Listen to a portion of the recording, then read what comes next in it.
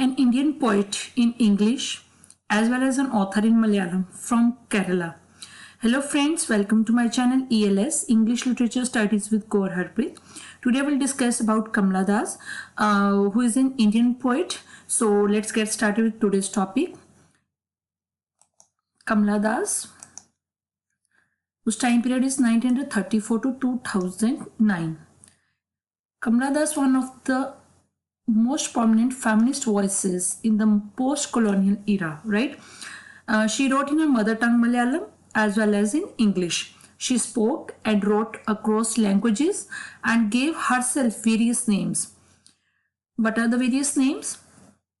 These are the names, right? And we will discuss one by one.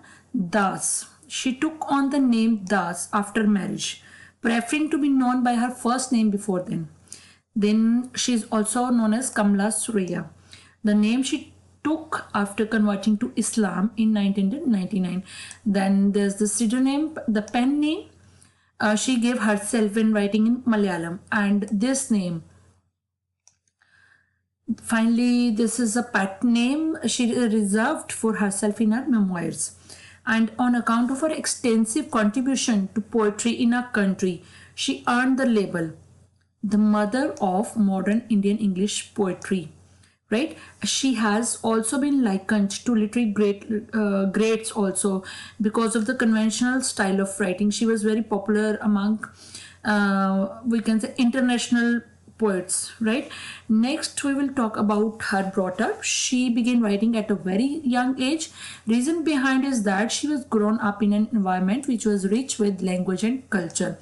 And she was born into a family of writers. Her mother was a writer, her uncle was also a poet and translator. So she began writing at a very young age. Now we will discuss about her as a female writer. She had to struggle. She portrayed the woman in her poems as human with desires, human with pain and emotions, just like man. She portrayed the woman just like man, that she has desires, she has pains, she has emotions, she has feelings, right? She portrayed the woman like this. Actually, she was married at the age of 15 to Madhva Das, a very senior person, and at a very young age she had to struggle to find a way to pursue her passion. As per society, she has her duties as a wife and mother only. She has no right to pursue her passion of writing, so that she had to struggle in her life. When her poems, through her poems, she tried to give voice to a generation of women who were confined to their household chores and were considered as a commodity to be exchanged through marriage. And she was among the first women in India to speak frankly about sex and negative aspects of marriage in a conservative society, right? Next, we will discuss about some prominent features of her works, that her poetry is based upon freedom, love and protection, then womanhood in her poetry, and then her views about love and sexuality, right? These are very important points to be discussed about Kamla Das writings.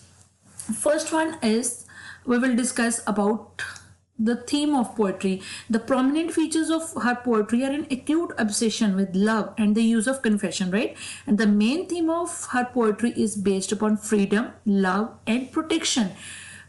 Freedom, love and protection. This is the theme of her poetry. She wrote on a diverse range of topics, often separate from the story of a poor old man. She wrote about the sexual disposition. Then she wrote about the upper middle class woman living near a metropolitan city. She had a diverse range of topics, right?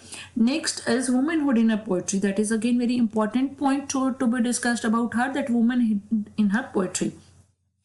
Kamla Das extends to her exploration of womanhood and love.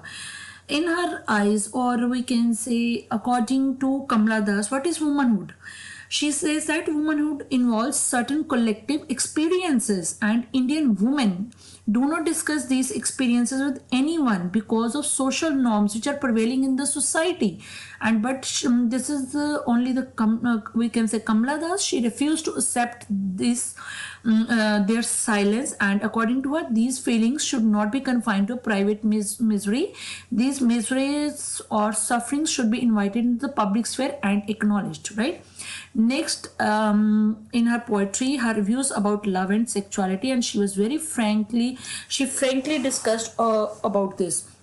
She spoke on topics like coming of age and sexual yearnings of a woman.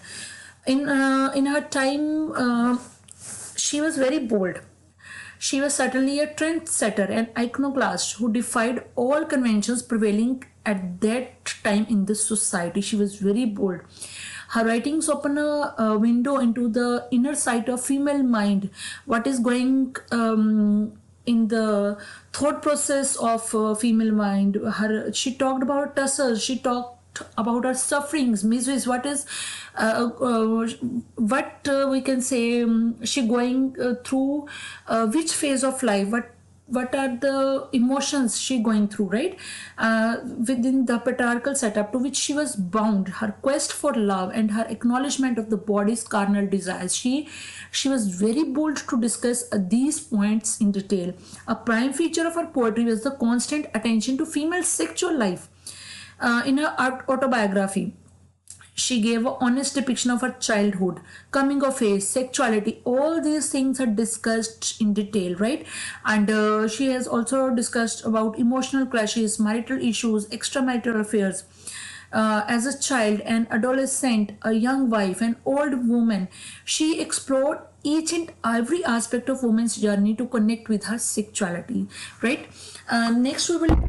So, friends, next we will discuss about her important works in the next slide. So, stay tuned for the part 2. And if you like my content, please don't forget to subscribe. Thanks a lot for watching.